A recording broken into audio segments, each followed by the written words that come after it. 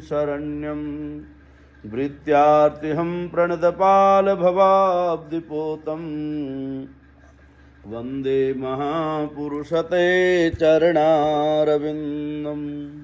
सर्वमङ्गलमाङ्गल्ये शिवे सर्वार्थसाधिके शरण्ये त्र्यम्बके गौरी नारायणी नमोऽस्तुते।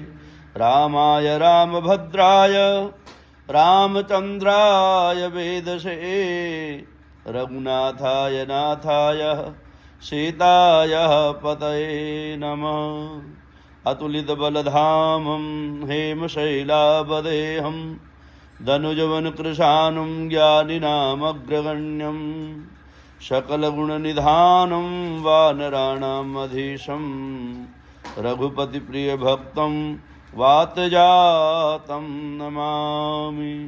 कालहरो हर कष्टहरो हर दुःखहरो दारिद्र्यहरो नमामि शंकर भजामि शंकर हर हर शंकर तव शरणं।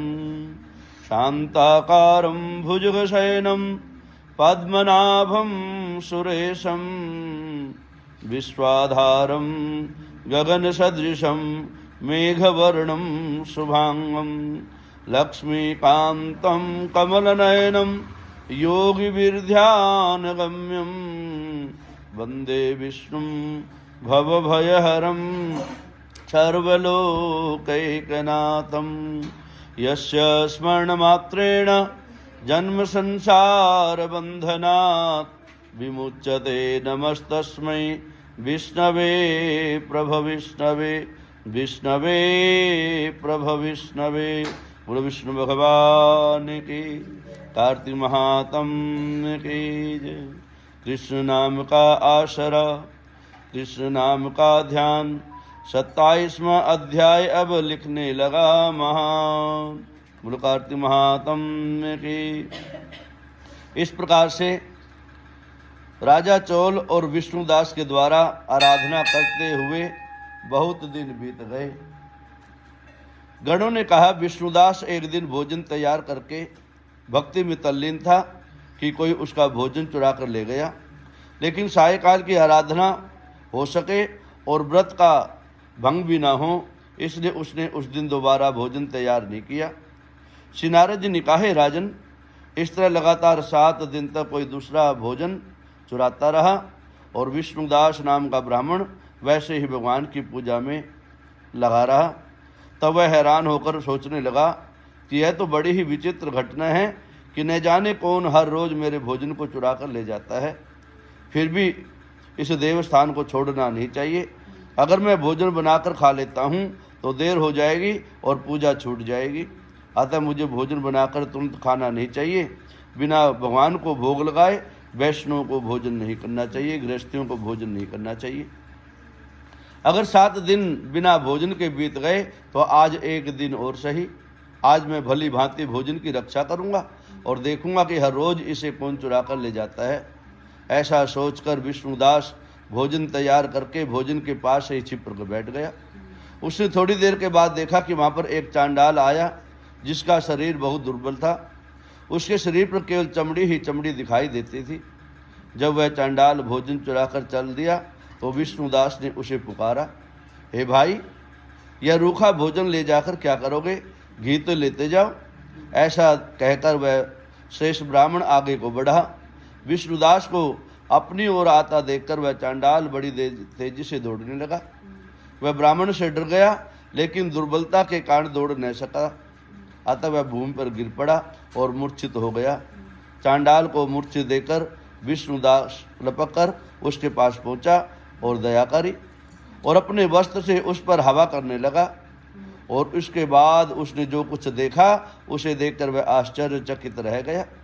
उसने देखा कि उसके सन्मुख शंख चक्र गदा पद्म पीताम्बरधारी चतुर्भुजी रूप अलसी के पुष्प के समान कांति वाले वक्ष स्थल पर कौस्तुभमाला से सुशोभित साक्षात श्री भगवान विष्णु भगवान जी खड़े हैं। भगवान का दर्शन करके सात्विक भाव से वह श्रेष्ठ ब्राह्मण भगवान जी की स्तुति करने लगा और प्रार्थना करने लगा। प्रणाम किया और जैसे ही प्रणाम कर रहा था उसका शरीर स्थिर हो गया, अर्थात उसको कोई होश ना रहा कि मैं कैसे करूं, क्योंकि अपने सामने भगवान विष्णु को पाया। वहीं पर सभी देव इस प्रकार से उस दृश्य को देख रहे थे। इंद्र आदि देवता भी उपस्थित हो गए और गंधर्व तथा अप्सराएं आकर गीत गाने लगी, और नृत्य करने लगी। ब्राह्मण उन्हें प्रणाम करने के लिए ज्यों ही उतावला हुआ त्यों ही वहाँ पर संपूर्ण देव, गंधर्व और अप्सराएं आ गई।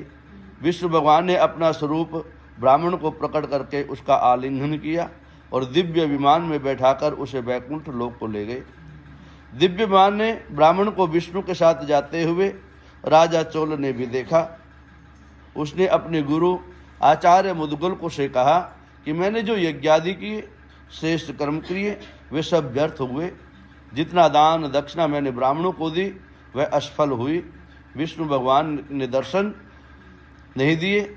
विष्णु भगवान ने विष्णुदास ब्राह्मण ने केवल श्रद्धा से भक्ति की है और उसके प्रभाव से विष्णु भगवान ने आकर उसे दर्शन दिए। इसलिए भक्ति ही सर्वोपरि ही है, सच्चा भाव ही श्रेष्ठ है। इससे श्रेष्ठ भाव, पवित्र भाव से जो भगवान का पूजन करता है, भगवान उसकी भक्ति को स्वीकार करते हैं, किसी दिखावे को नहीं। मुझे भगवान के दर्शन के लिए राजकाज त्याग कर भक्ति करनी चाहिए, ऐसा राजा चोल के हृदय में भाव जागृत हुआ। राजा के कोई पुत्र नहीं था। उसने अपने भांजे को राजगद्दी का अधिकारी बना दिया और आप विष्णु भगवान की भक्ति करने लगा। बहुत काल तक भक्ति करने के बाद भी विष्णु भगवान जी ने दर्शन नहीं दिए तो वह अग्नि कुंड में कूद पड़ा। अग्नि में प्रकट होकर विष्णु भगवान ने राजा को अपनी गोदी में उठा लिया और कहा कि मैं तेरे त्याग और तेरी भक्ति से प्रसन्न हूँ। उसका आलिंगन करके उसको दिव्य विमान में अपने साथ बिठाकर वैकुंठ लोक को ले गए। विष्णु जी ने अपने समान रूप वाले ब्राह्मण को पुण्यशील और राजा चोल को सुशील नाम अपने वर देकर उन दोनों को अपना द्वारपाल नियुक्त कर लिया। इस प्रकार से जो श्रद्धा और भक्ति से सच्चे पवित्र मन से भगवान का पूजन करता है, भगवान उसे सहज भाव से प्राप्त होते हैं, न कि किसी प्रकार के दिखावे से। जो इस कथा को सुनता है, सुनाता है, वह अंत समय में विष्णु लोक की प्राप्ति करता है। बोलो विष्णु भगवान की, कार्तिक महात्म्य की जय।